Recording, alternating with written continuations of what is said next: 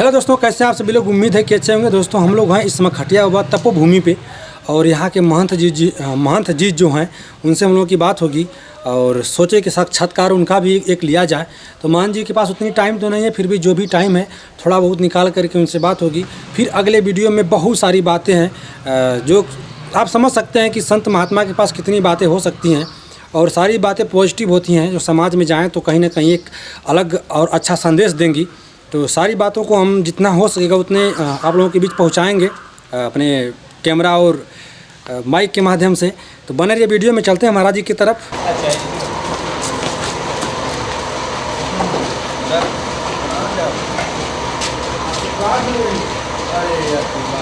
बात लेंगे और जानना चाहें कि जो खटिया बाबा थे मतलब यहाँ पे पहले से थे कि कहीं से आए थे। खटिया बाबा घनश्याम बाबा के शिष्य थे। वह स्थान आज मऊ जिले में है, बिरादरी के नाम से प्रसिद्ध है जी। वहीं घनश्याम बाबा के शिष्य हुए और वहाँ से चल करके जमसड़ा मौजा है, गुल्लापुर से पूर्व वहाँ और वहाँ जो है रहने लगे। एक महिला थी, उनको सर्प ने डस लिया जी, उनकी मृत्यु हो गई और खटिया बाबा ने अपने आशीर्वाद से उनको जीवित कर दिया जी। इसके बाद वो जो है कि 12 बीघा ज़मीन बाग लगवा करके पोखरा और कुआं बनवा करके खटिया बाबा के नाम से सुपुर्द कर दिया जी। जो महिला थी जिनको सर्प ने डस लिया था, हाँ महिला जी। इसके बाद बहुत दिनों तक वहाँ रहे जी। रहने के बाद फिर वहाँ से दक्षिण दिशा में करीब 3 किलोमीटर की दूरी पर शिखड़ी पहुँचे जी।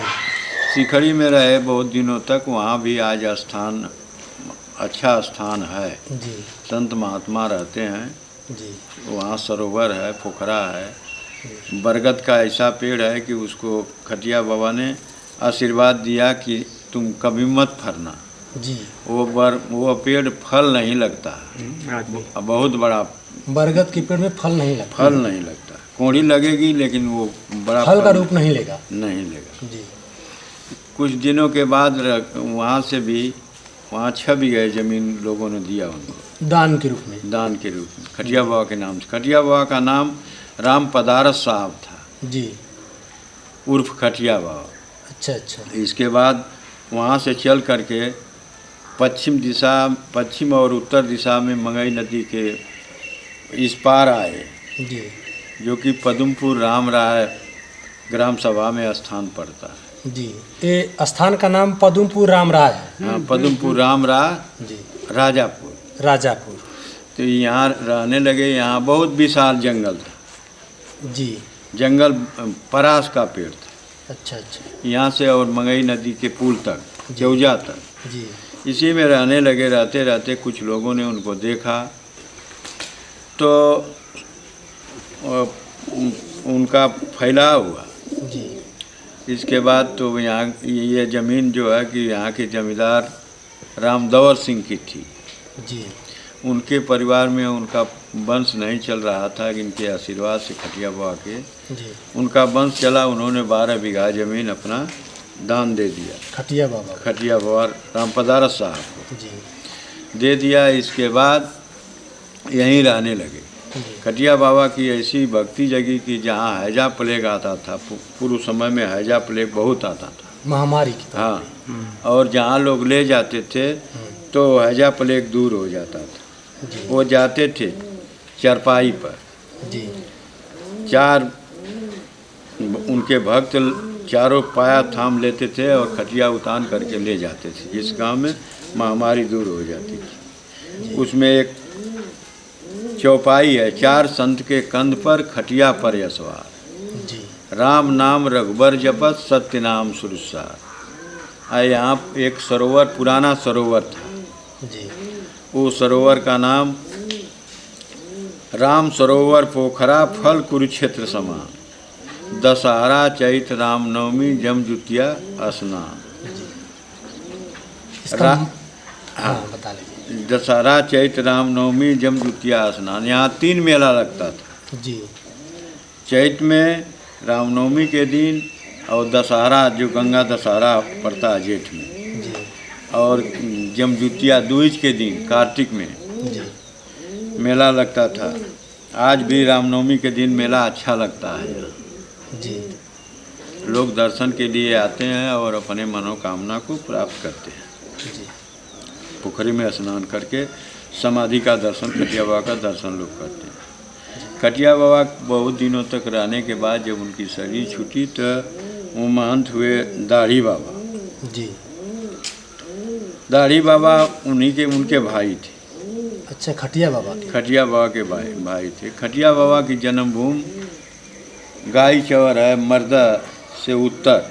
अच्छा, गाईचौर मर्दा से। हाँ, मर्दा से उत्तर है, मऊ में होगी गाजीपुर में गाईचौर आता है। गाजीपुर। हाँ, गाजीपुर। तो उनके भाई हुए।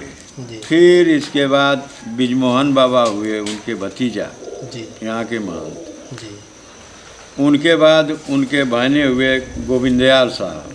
जी गोविंदयाल साहब के बाद सहदेव बाबा हुए, जी उन्हीं के संबंधी। जी इसके बाद छठवीं गद्दी के महंत गोरखपुर के हुए बाबा सीताराम साहब, जी जो हमारे गुरु थे। अच्छा अच्छा। उनके बाद राम सनेही साहब हुए। जी इनकी जन्मभूमि जो है बस्ती जिला थी। जी उन राम सनेही बाबा ने हमको वारिसनामा लिख दिया है। जी जी और इसके बाद उनके शरीर छूटने के बाद हम इस स्थान की देखभाल करते हैं। जी, यानी कि 8वीं पीढ़ी में महाराज जी ही हैं यहाँ की सब कुछ। और महाराज जी बहुत देखने में तो नॉर्मल है, मगर नॉर्मल इंसान है नहीं, अंदर से बहुत शक्तिशाली व्यक्ति हैं। एक बार छाया दृष्टि जिसके ऊपर बन जाए वो रंग से राजा बन जाए। और दोस्तों यही सब रहा। अभी आपको दिखाते हैं चारों तरफ चौपाई में जो जो चीज़ बताई गई हैं, यहाँ की सारी विशेषता को चौपाई में ही दर्शा दिया गया है। अच्छा, चौपाई लिखा कौन था? चौपाई पहले ही के लोग लिखे थे। अच्छा अच्छा। हाँ, कोई संत विद्वान लिखे थे, उनके कर्म के ऊपर लिखा चौपाई। अच्छा, इनके ऊपर लिख गया था। हाँ, लिख दिए थे कोई विद्वान। वो 4 भक्तों के सहारे से जाते थे खटिया पर, इसीलिए उनका नाम एक खटिया बाबा भी रख दिया गया। हाँ। और बहुत सुप्रसिद्ध महात्मा हुए।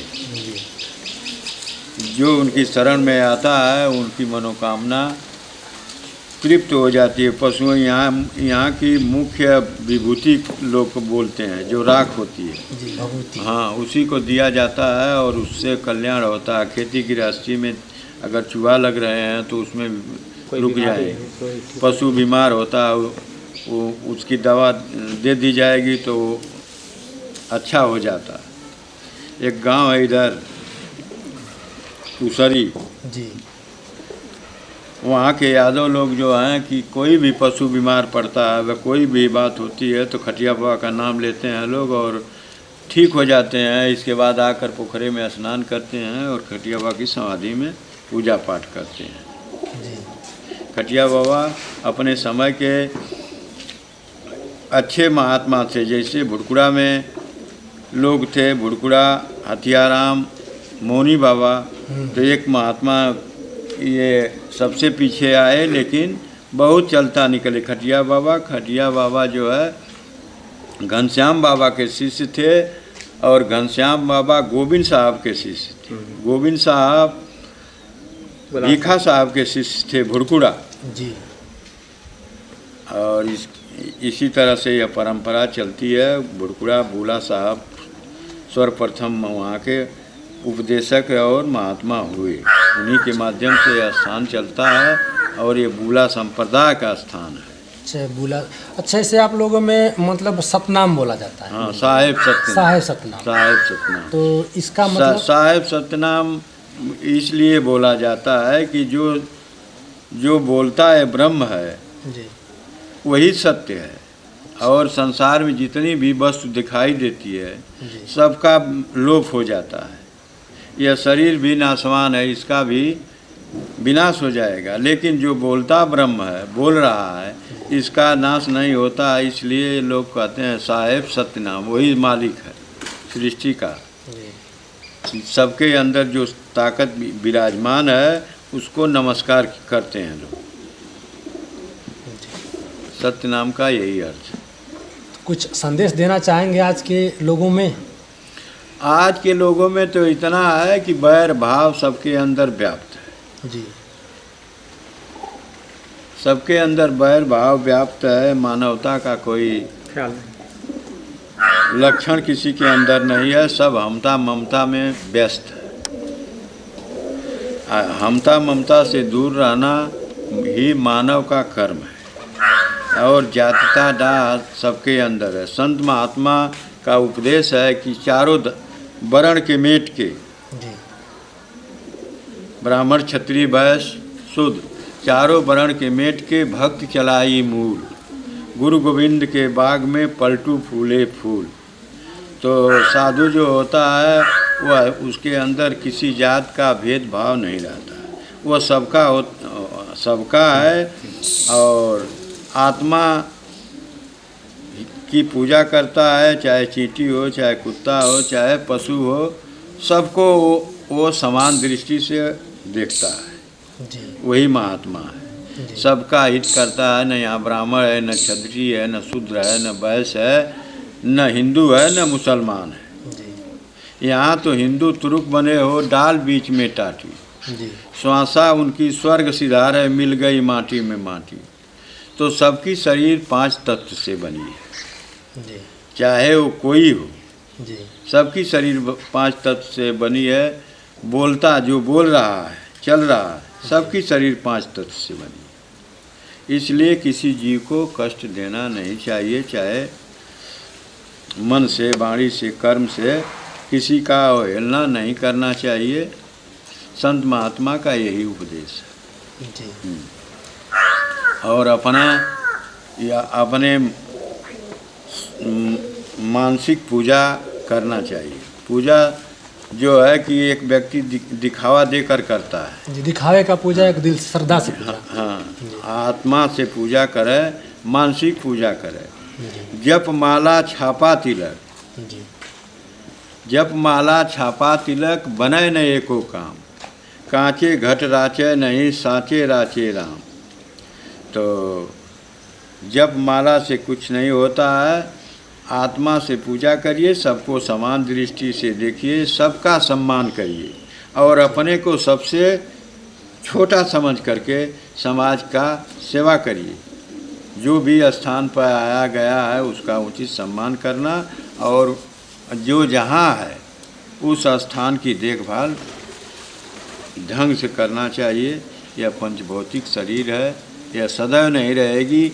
जो जैसा कर्म करेगा उसका अस्तित्व जो है इस संसार में कायम रहेगा। संत जन अमर हैं उसी हर नाम से, उसी हर नाम पर चित्त देव है। तो ईश्वर के नाम पर, ईश्वर के आराधना में रहना चाहिए। जी दोस्तों, बहुत अच्छा लगा बात करके महंत जी से। और बहुत सारी बातें हैं जो इस वीडियो में तो हम पूरा नहीं कर पाएंगे, क्योंकि इतनी बातें हैं कि संभव नहीं है, वीडियो बहुत लंबी हो जाएगी। और अभी आपको हम वो तालाब, वो सारी चीज़ें दिखाते हैं आपको, जो चौपाई में वर्णन था। तो चलते हैं, दिखाते हैं। और महाराज जी को कहीं जाना भी है तो इनको बहुत होगा लेट, तो इनको ज़्यादा हम मतलब डिस्टर्ब ना करते हुए इनको हम छोड़ना चाहेंगे। तो साहिब सत्यनाम, साहिब सत्य।